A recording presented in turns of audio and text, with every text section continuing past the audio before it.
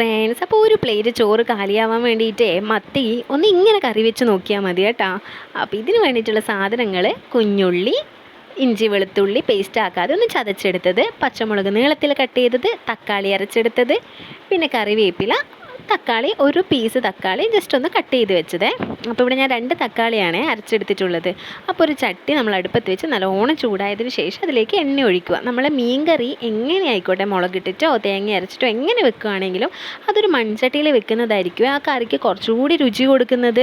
നിങ്ങൾ ശ്രദ്ധിച്ചിട്ടുണ്ടാവും, നമ്മൾ മറ്റുള്ള അലുമിനിയം പാത്രം ആയിക്കോട്ടെ, നോൺ സ്റ്റിക്ക് പാത്രം ആയിക്കോട്ടെ, ഏതിൽ വെക്കുന്നതിനേക്കാളും ഒരു പിടി മീൻ കറിയൊക്കെ ടേസ്റ്റ് കിട്ടുന്നത് ഇങ്ങനെ മൺചട്ടിയിൽ വെക്കുമ്പോഴാണ്. അപ്പോൾ അതിൽ എണ്ണ ഒഴിച്ചിട്ട് എണ്ണ ചൂടായ ശേഷം ഞാൻ കുറച്ച് ഉലുവിയിട്ടൊന്ന് പൊട്ടിച്ചെടുത്തിട്ടുണ്ട്. പിന്നെ അതിലേക്ക് നമ്മുടെ ഇഞ്ചിയും വെളുത്തുള്ളിയും ചതച്ചെടുത്തതില്ലേ അത് കൂടി ഇട്ടിട്ട് ഒന്ന് വഴറ്റി കൊടുക്കണേ. അതിൻ്റെ ആ ഒരു പച്ചക്കുത്തുന്ന മണം മാറിയാൽ മതി, കളർ മൊത്തം മാറാൻ നിൽക്കേണ്ട. ആ പച്ചക്കുത്തുന്ന മണം മാറിയതിന് ശേഷം അതിലേക്ക് പച്ചമുളകും അതുപോലെ കറിവേപ്പിലയും കൂടി ഇട്ടിട്ട് ഒന്ന് വഴറ്റി കൊടുക്കണം.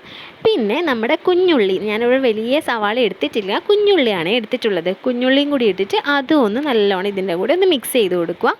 പിന്നെ നമ്മൾ അതിലേക്ക് തക്കാളി ചേർത്തിട്ടുണ്ട്. തക്കാളി ഇവിടെ ഓപ്ഷണലാണ്. നിങ്ങൾ തക്കാളി അരച്ചെടുക്കുകയാണെങ്കിൽ ഇങ്ങനെ തക്കാളി മുറിച്ചിടേണ്ട ആവശ്യമില്ല. ഞാനിവിടെ തക്കാളി എന്തുകൊണ്ട് എടുത്തതെന്ന് വെച്ചാൽ ഇവിടെ അച്ഛനൊക്കെ മീൻകറിയൊക്കെ കഴിക്കുമ്പോൾ അതിൽ തക്കാളി ഇങ്ങനെ കുറച്ച് കടിക്കാൻ കിട്ടണം കേട്ടോ. അതുകൊണ്ടാണ് ഞാൻ ഇവിടെ തക്കാളി മുറിച്ചിട്ടിട്ടുള്ളത്. പിന്നെ അതിലേക്ക് മഞ്ഞൾപ്പൊടിയും മുളക് പൊടിയും ഉപ്പും കൂടി ചേർത്തിട്ട് ഒന്ന് വഴറ്റിയെടുത്തിട്ടുണ്ട്. അതിൻ്റെ ഒരു പച്ചക്കുത്ത് മണം മാറുന്നത് വരെ നമ്മൾ വഴറ്റിക്കൊണ്ടിരിക്കണം, ഇല്ലെങ്കിൽ ആ കറിക്ക് ഒരു പച്ചക്കുത്ത് ചോയ വരുവേ. അപ്പോൾ അതൊന്ന് വഴറ്റിയെടുത്ത ശേഷം അതിലേക്ക് അരച്ച് വെച്ച തക്കാളി കൂടി ഒന്ന് ചേർത്തിട്ട് നല്ലോണം മിക്സ് ചെയ്ത് കൊടുക്കണം. ആ ഒരു മുളകും ഈ തക്കാളിയൊക്കെ ഒന്ന് മിക്സായി വരുന്നത് വരെ ഇളക്കിയതിന് ശേഷം നമ്മൾ പുളി പിഴിഞ്ഞിട്ട് അതിൻ്റെ വെള്ളം, പുളി അങ്ങനെ ഇടണ്ട, പുളി പിഴിഞ്ഞ് അതിൻ്റെ വെള്ളവും കൂടി ഒഴിക്കുക. പിന്നെ നമ്മളെ കറിക്ക് ആവശ്യമായിട്ടുള്ള വെള്ളവും കൂടി ഇട്ടിട്ട് ഒന്ന് ഇതിനെ കറീനെ ഒന്ന് തിളപ്പിച്ചെടുക്കുക. നല്ലോണം വന്നതിന് ശേഷം അതിലേക്ക് നമ്മുടെ മത്തി ഉണ്ടല്ലോ, മത്തിക്കുട്ടന്മാരെല്ലാവരും അതിലേക്ക് ഇട്ട് കൊടുക്കുക. ഈ മത്തി ഇട്ടിട്ട് നല്ലോണം ഒന്ന് പതപ്പിച്ചെടുക്കുക. പതക്കുന്ന സമയത്ത് നമ്മൾ ഒരിക്കലും കയ്യിൽ വെച്ച് ഇളക്കരുത്, മത്തി പൊട്ടിപ്പോവാനുള്ള ചാൻസ് ഉണ്ട്.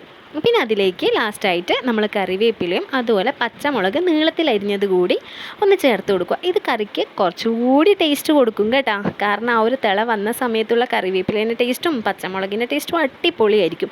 പിന്നെ ഫ്ലെയിം ഓഫ് ചെയ്ത് കഴിഞ്ഞാൽ നമ്മുടെ കറിപ്പാത്രത്തിന് കറി ചെറിയതായിട്ടൊന്ന് തിളച്ചുകൊണ്ടിരിക്കുമല്ലോ, ആ ഒരു തിളയിൽ നമ്മുടെ പച്ച വെളിച്ചെണ്ണ, വേറെ ഒരു എണ്ണയും ഉപയോഗിക്കരുത്, പച്ച വെളിച്ചെണ്ണ നമ്മൾ ഒന്ന് ലൈറ്റായിട്ട് ഇതിലേക്ക് ചേർത്ത് കൊടുക്കുക. അത് കറിൻ്റെ ടേസ്റ്റ് അടിപൊളിയാക്കി കൂട്ടും കേട്ടോ. അപ്പോൾ എല്ലാവരും ഇതുവരെ ഇങ്ങനെ കറിയാക്കിയിട്ടില്ലെങ്കിൽ ഒന്ന് ഇതുപോലെ മത്തിക്കറി ഒന്ന് വെച്ച് നോക്കണേ, അടിപൊളി ടേസ്റ്റ് ആയിരിക്കും കേട്ടോ. ഇത് കഴിക്കാൻ വേണ്ടിയിട്ട് എങ്ങനെ ചോറ് കാലിയാവുന്നതെന്ന് പറയാൻ പറ്റൂല. അപ്പോൾ എല്ലാവർക്കും ഈ വീഡിയോ ഇഷ്ടമായി എന്ന് ഞാൻ കരുതുന്നു. അപ്പോൾ ഇഷ്ടമായിട്ടുണ്ടെങ്കിൽ വീഡിയോ ലൈക്ക് ചെയ്തിട്ട് ചാനൽ സബ്സ്ക്രൈബ് ചെയ്തിട്ട് എന്നെ ഒന്ന് സപ്പോർട്ട് ചെയ്യണേ. അപ്പോൾ അടുത്ത വീഡിയോ വരുന്നത് വരെ ബൈ, താങ്ക് യു.